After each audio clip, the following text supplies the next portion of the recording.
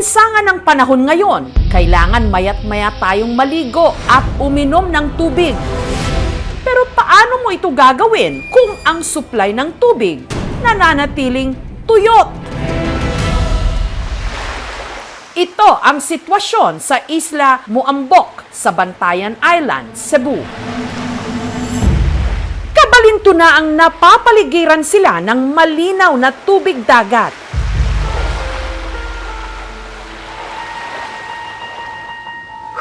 Pero ilang henerasyon na raw silang uhaw sa malinis na tubig inumin. Di na namin kaya diligan kasi ang hirap ng tubig dito. Sa mga kabahayan, kapansin-pansin ang mga gabundok na labahan. Patong-patong ang mga hugasin. Ang mga galon ng tubig nakatambak at walang laman. Ang halos 300 mga residente kasi rito, umaasa na lang sa tubig ulan. Hindi pa ako natao, walang tubig dito. Pero habang nagdadamot pa sa patak ang langit, kanya-kanya muna silang diskarte sa pagdedilihensya ng malinis na tubig. Tumatawid sila sa kabilang isla sa sentro ng Barangay Sulangan para doon pa mag-igib. 20 minutos ang biyahe pa roon gamit ang demaki ng bangka.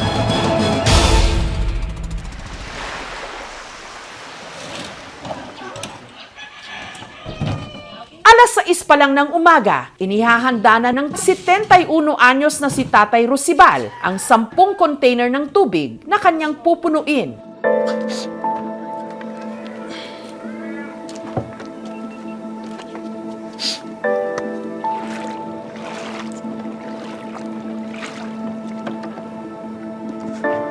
Isa-isa niya itong ikinarga sa kanyang maliit at lumang bangka.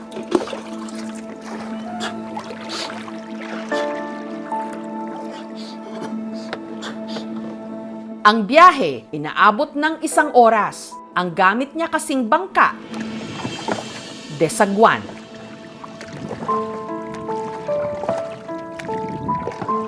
Dagdag kalbaryo pa na ang kanan niyang mata hindi na nakakakita.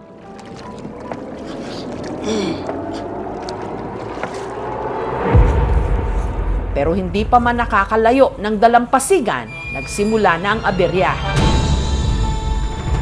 Ang bangka kasi ni Tatay, may butas.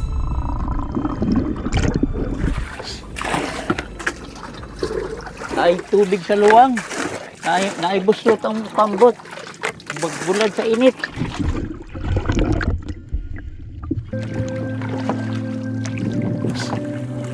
Hindi pa man nangangalahati sa pagsagwan, hapon na siya. Ari akong baon nga pan. Oh, salamat sa Ginoo. Bugnaw sa dughan.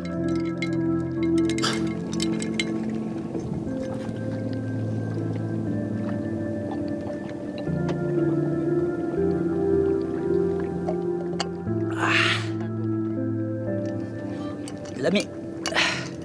Inom ako sa tubig kay murag kulang akong tutunlan ba naughan. Maayo gan may tubig nga dala. Nung nakaipon ng lakas, ipinagpatuloy ang pagsagwan.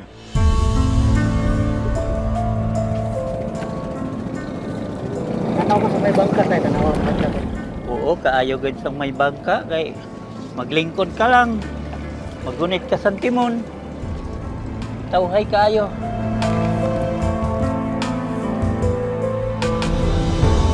Hindi niya namalayan, malapit na pala siya sa sentro ng Isla Sulangan.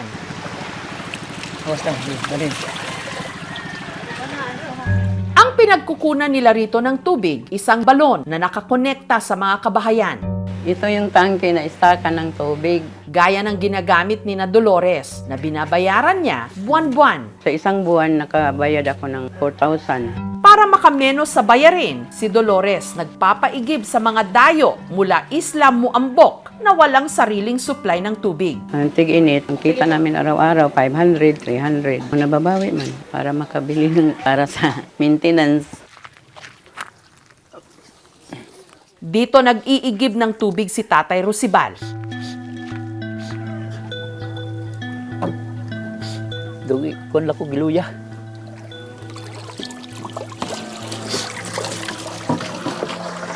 3 piso ang bayad sa malalaking container, 2 pesos naman sa maliliit.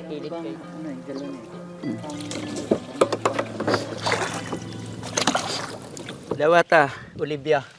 40 naman ang bayad, pero 30 naman rin ako. Kwarta, okay lang daw. Kay senior naman. Ikabit ko rin akong layag para makusog-kusog ang akong dagan, mahangin. Pero dahil mabigat na ang dala niya, mas mabilis na ring pinasukan ng tubig ang butas ng kanyang bangka.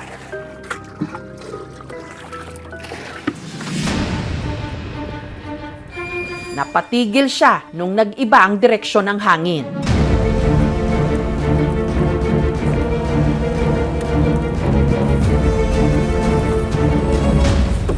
Pero may batsyag na ang akong mata sa kainit.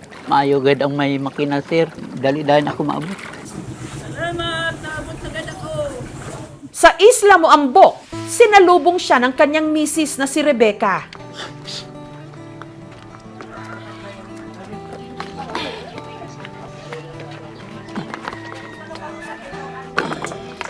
Dahil ngayon lang sila nagkatubig, ngayon lang din sila makakapagsaing.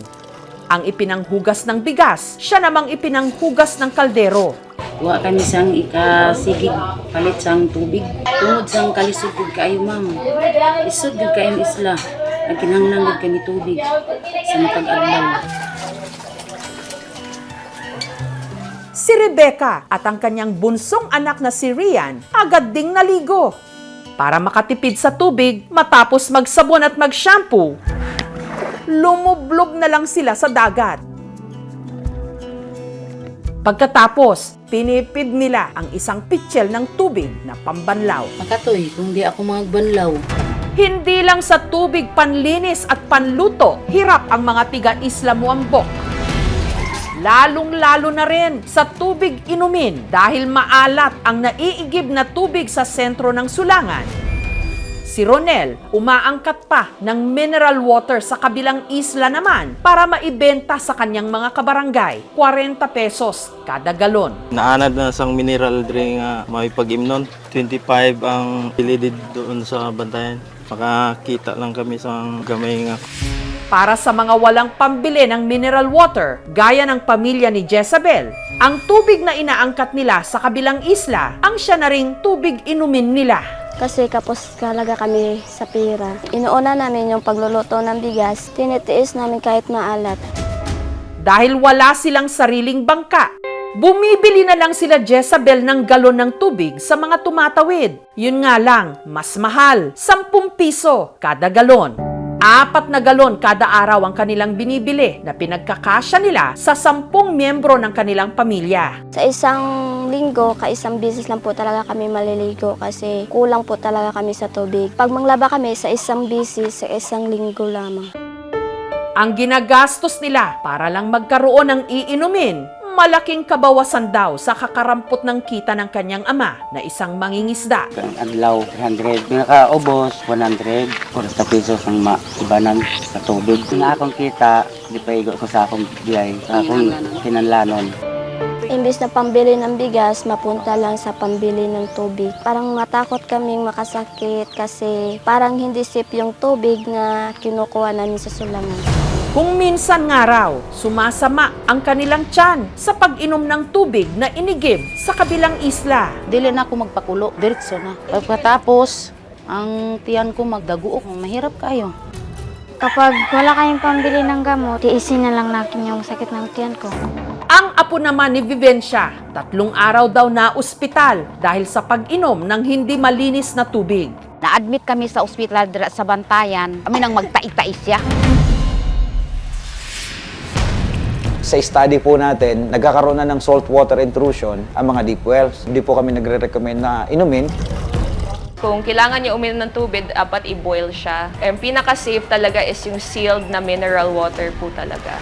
Sinubukan na raw noon na maghukay ng balon sa barangay Sulangan. Maalat talaga ang tubig. Sana matulungan nyo kami dito sa isla namin.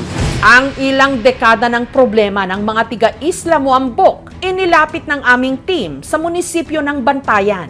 Ang plano raw ng lokal na pamahalaan sa lahat ng islet barangay na wala pang tubig sa Bantayan, maglagay ng desalination machine o yung makina na pwedeng i-convert ang tubig dagat sa tubig na maiinom. Nagkaroon na siya ng desalination plant na ginawa niya sa mga islet barangays.